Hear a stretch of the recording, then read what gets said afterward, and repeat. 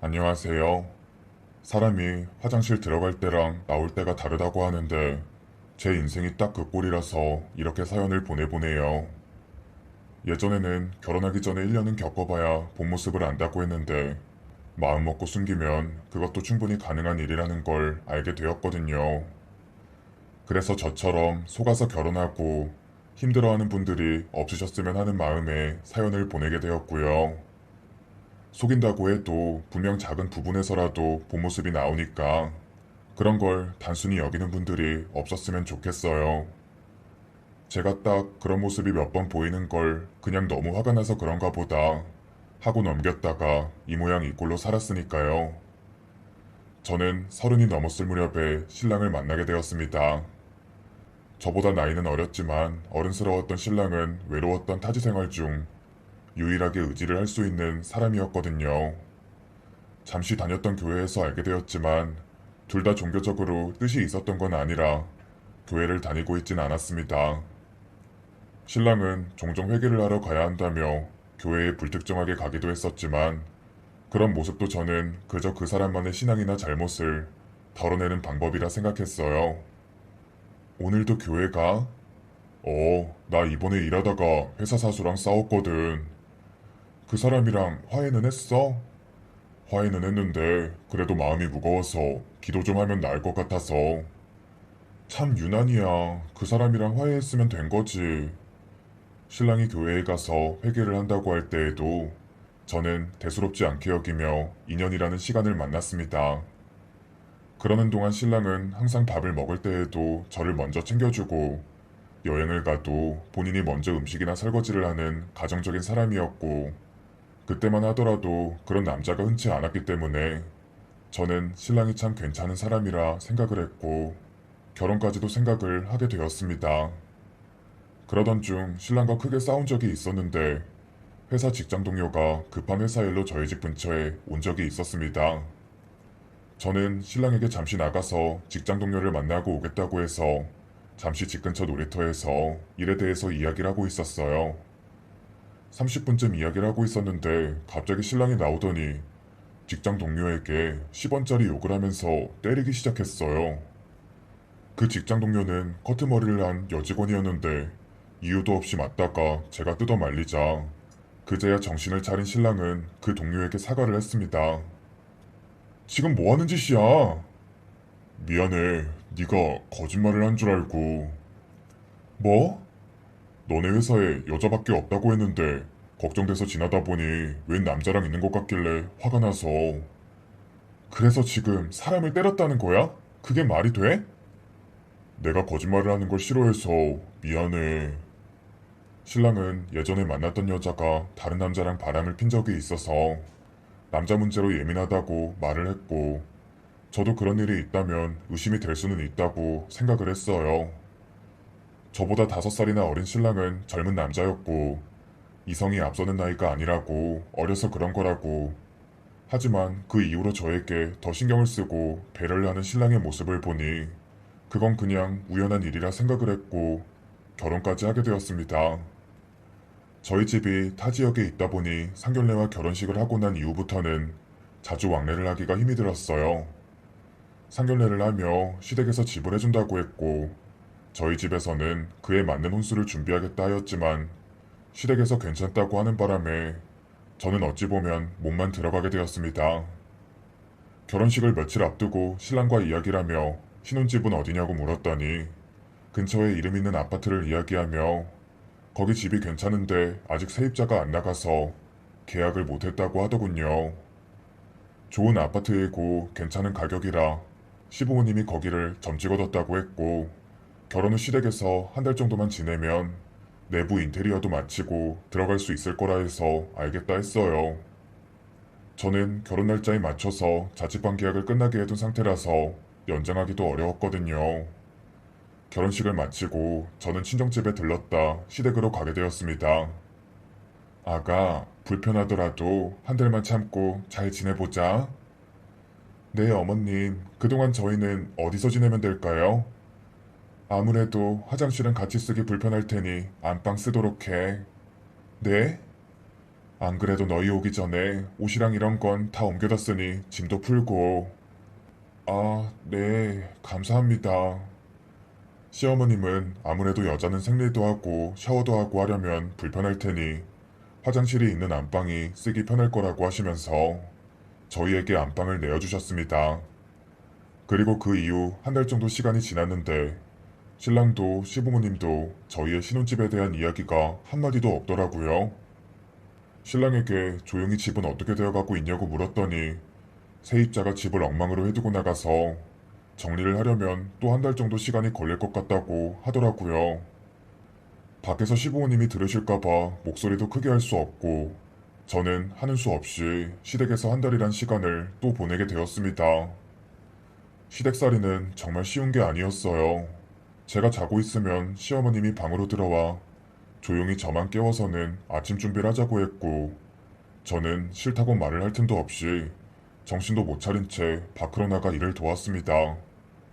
그리고 온갖 집안일들과 하필 김장철이라며 주말엔 김장까지. 그 뒤로 이틀 동안 저는 온몸에 몸살이 나서 움직일 수도 없었어요. 하지만 제가 아프던 말던 시댁 식구들은 제가 뼈 빠져라 만든 김치로 수육을 해서 맛있게도 드시더군요. 그리고 좀 지나자 밖에서 신랑과 시어머니가 싸우는 소리가 들렸고 제가 밖으로 나가보니 마침 잘 걸렸다는 식으로 시어머님이 저에게 삿대질을 하며 오시더군요. 너 이 집에서 불편한 거 있어? 왜 못 나가서 한 달이야? 네? 갑자기 그게 무슨 말씀이세요? 너 틈만 나면 얘한테 언제 분가하냐고 이야기한다면서. 아, 한 달이 지났는데 저희 집은 어떻게 되는 건가 해서요. 내가 여기서 너한테 시집살이 시키기라도 하니? 안방까지 내어줬는데 고마운 줄도 모르고. 나 너희한테 그 집 못 주겠다. 너희 그냥 알아서 집구해서 살던지 여기서 살던지 둘 중 골라. 네? 그게 무슨 말씀이세요? 너 지금 나한테 큰 소리 쳤니? 하, 나이도 많은 상놈의 자식 결혼 허락해줬더니. 그때 신랑이 저를 잡아 끌고 방으로 들어갔고 시어머님은 여전히 뭐가 그렇게 화가 난 건지 방문을 두드리며 난리를 부렸습니다.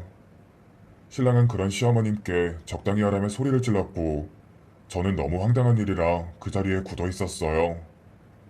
그리고 며칠 뒤 신랑이 시댁에서 저희에게 해주겠다던 집을 안 해주기로 했다고.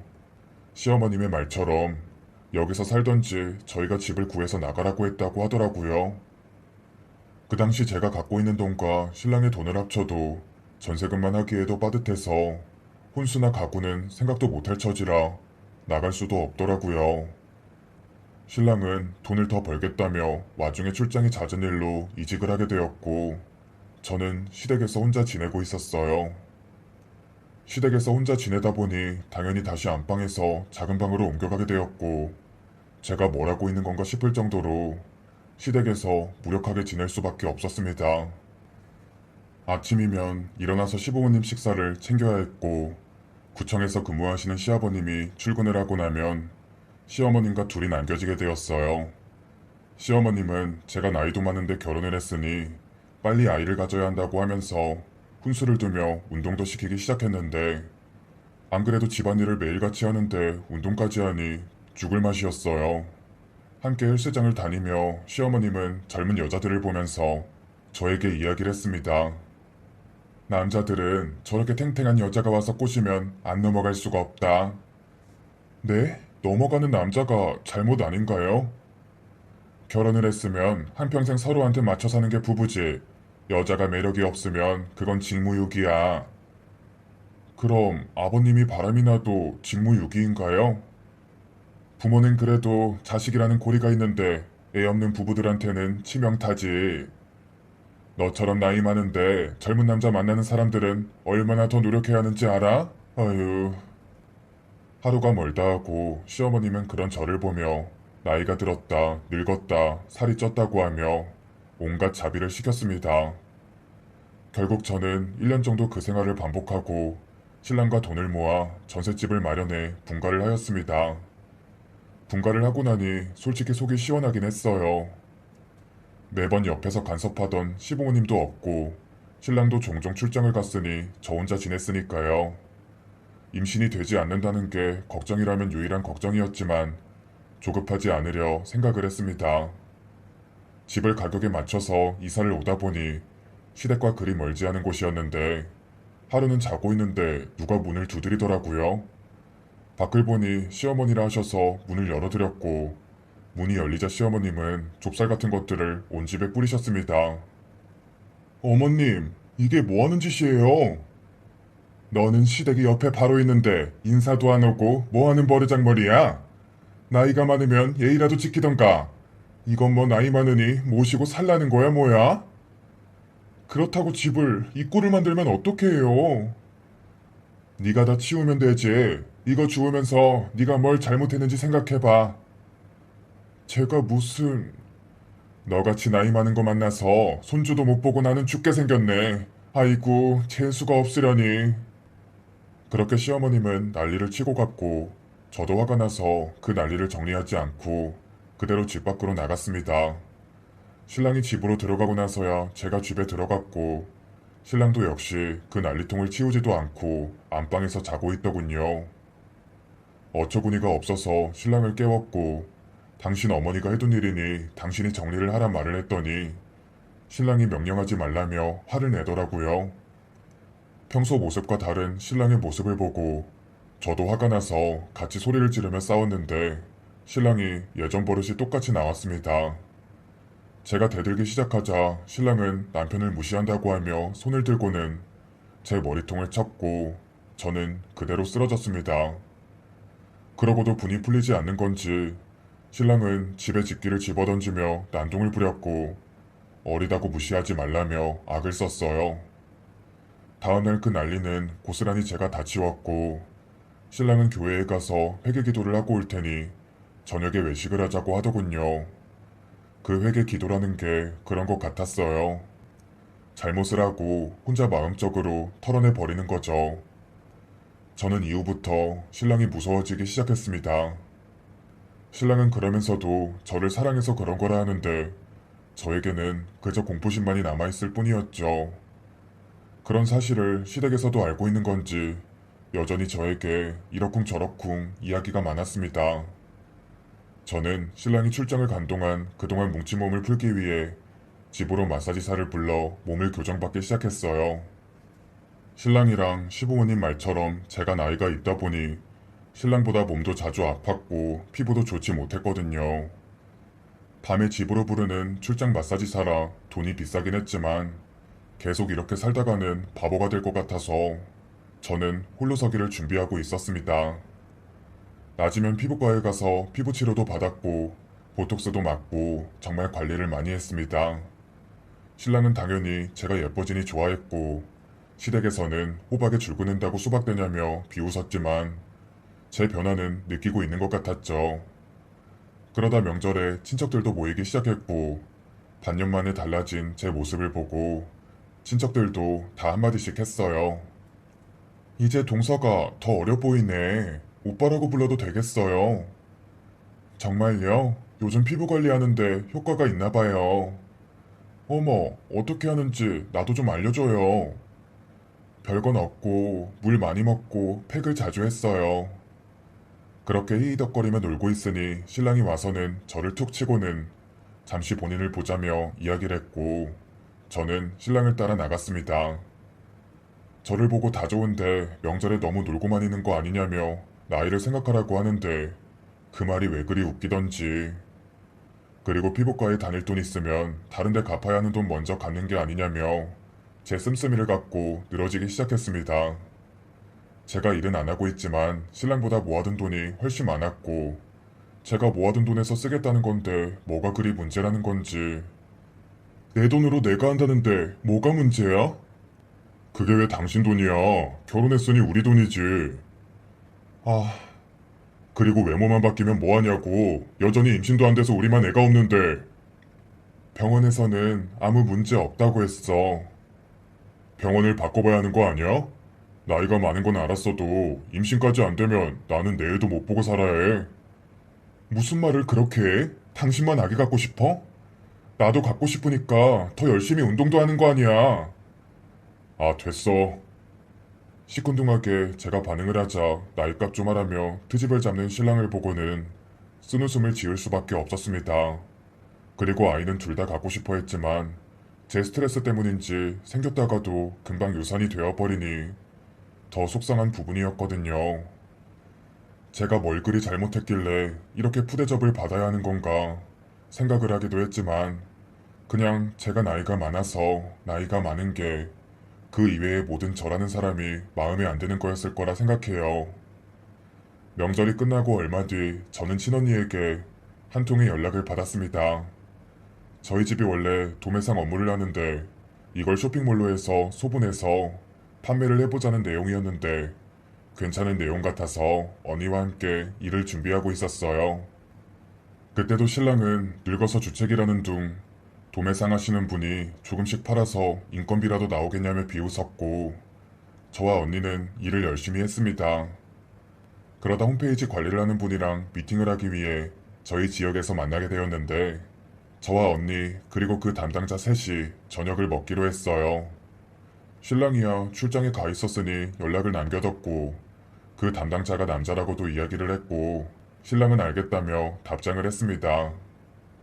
식당은 한식당이었고 룸으로 되어 있는 장소였습니다. 저와 언니 그리고 언니의 맞은편에 그 담당자가 앉아 있었고 이런저런 일을 하며 밥을 먹고 있다가 식사가 끝나갈 무렵 간단한 술도 한두 잔 먹게 되었어요. 제가 술을 잘 못해서 맥주만 마시다 보니 화장실에 가고 싶어서 잠시 자리를 비웠고 그 밖에는 출장 중이어야 할 신랑이 와 있었습니다. 신랑은 저를 보더니 손을 이끌고는 본인의 차로 데려갔고 그대로 차를 출발시켰습니다. 당신 왜 이래? 나 일하는 거 안 보여? 일? 남자랑 술 먹으며 시시덕거리는 게 일이야. 언니도 있는 거 봤잖아. 머리에 도대체 뭐가 들어서 맨날 그런 식으로 생각을 해? 내가 너 안 데려왔으면 당장 모텔방이라도 잡을 기세던데. 뭐? 이거 세워. 아직 이야기 안 끝났어. 아, 이게 남자에 미쳐도 단단히 미쳐서는. 뭐? 신랑은 차를 세워두고 또 저를 때리기 시작했습니다. 그리고 집으로 가서 방문을 걸어 잠근 채 밖에서 감시를 하며 감금을 하였어요. 저는 휴대폰으로 연락을 해보려 해도 휴대폰도 신랑에게 있었고 나가자니 또 맞을 것 같아서 무서웠습니다. 결국 새벽이 되어서야 저는 몰래 나올 수 있었고 신발도 신지 않은 채 뛰쳐나와 경비실에 숨어서 친정집에 전화를 했습니다. 새벽이었음에도 아버지는 전화를 단번에 받으셨고 그 새벽에 제 집 앞까지 왔습니다. 마사지를 받고 피부과에 다니며 신랑의 또래로 보이면 더 부지런하면 저를 예뻐해 줄 거란 모든 기대가 무너지는 순간이었습니다. 제 얼굴을 본 가족들은 그대로 저희 집으로 갔고 술을 먹고 쓰러져 자고 있던 신랑을 보고 저희 아버지는 옆에 있던 선물 받은 당금줄을 바닥에 던져버렸습니다. 깡 하는 큰 소리와 함께 그대로 술독은 깨져버렸고 신랑은 화들짝 놀라며 일어났어요. 황급히 눈을 굴리며 이게 무슨 상황인지 생각을 하던 신랑이 그제야 저희 아버지를 보고 장인어른 여기까지 어쩐 일이세요? 하며 아는 체를 했고 저희 아버지는 더 들을 것도 없다는 듯이 그 자리에서 뭔가를 찾으시는 듯 싶더니 부엌으로 가서 냄비를 가지고 와서 신랑을 때리기 시작했습니다. 내 딸을 데려가서 어떻게 이 꼴을 만들어둬?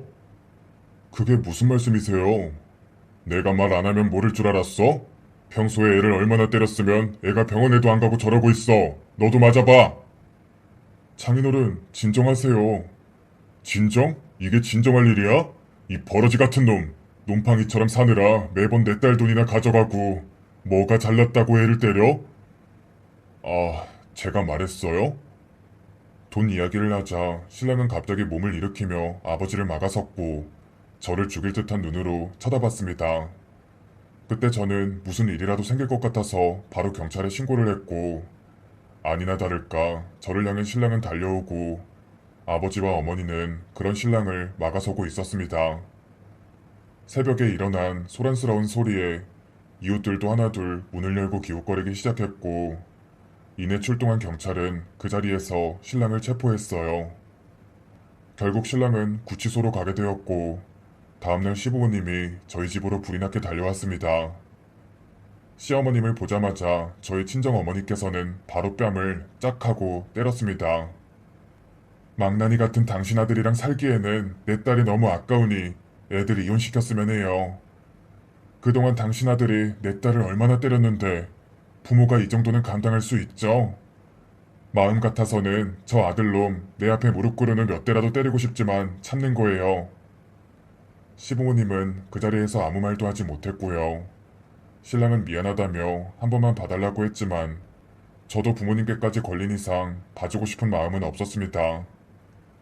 나이도 나이지만 아이가 없으면 남자가 바람이 나도 어쩔 수 없다고 하거나 밖에서라도 아이를 낳아와야 하는 거 아니냐며 시어머님이랑 신랑이 웃으며 이야기를 할 때면 제가 얼마나 기분이 더러웠었는지 이제 안 참아도 된다 생각하니 기분이 좋았고 이혼 후 저는 집에서 짐을 빼고 나서 시모가 그랬던 것처럼 온갖 잡곡 같은 것들을 다 섞어서 온방에 뿌려두었고 혹시 잘 치울까봐 곳곳에 꿀도 뿌려두고 나왔네요.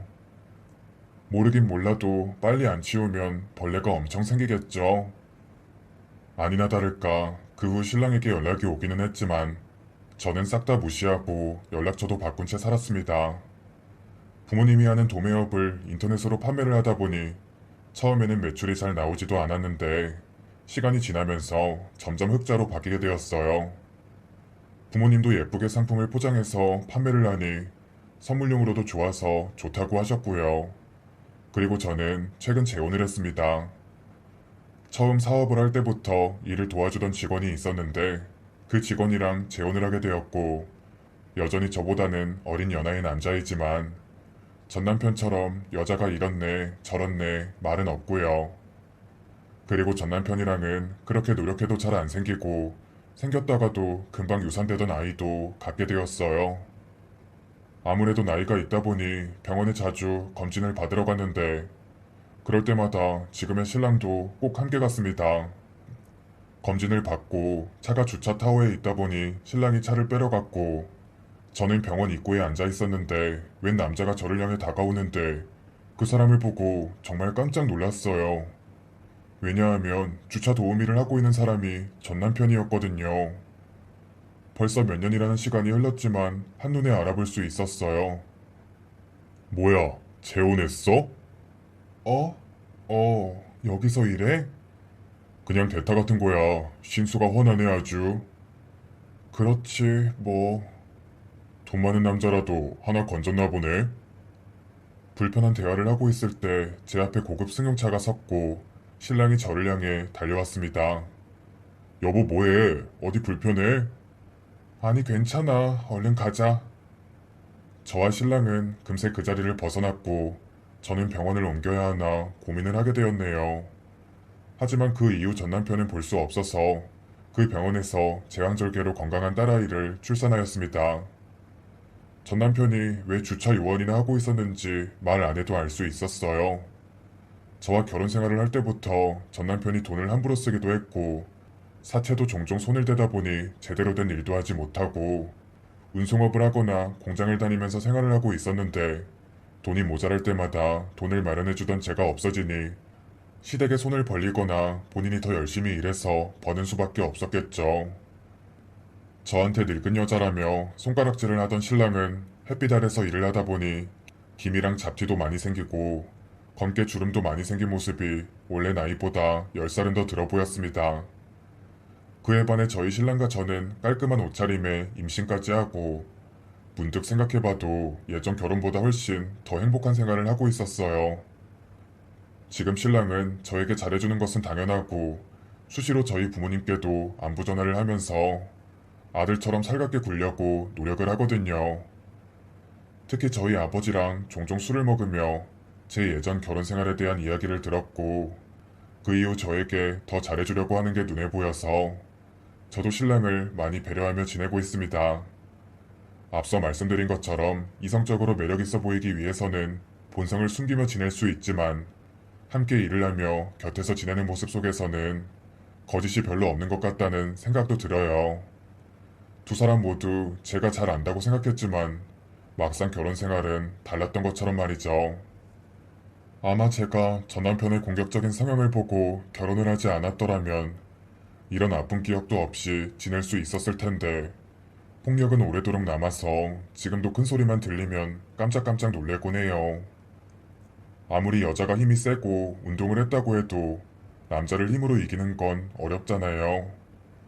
그러다 보니 자꾸 맞고 맞춰서 살아야 하는 악순환의 반복인 거죠.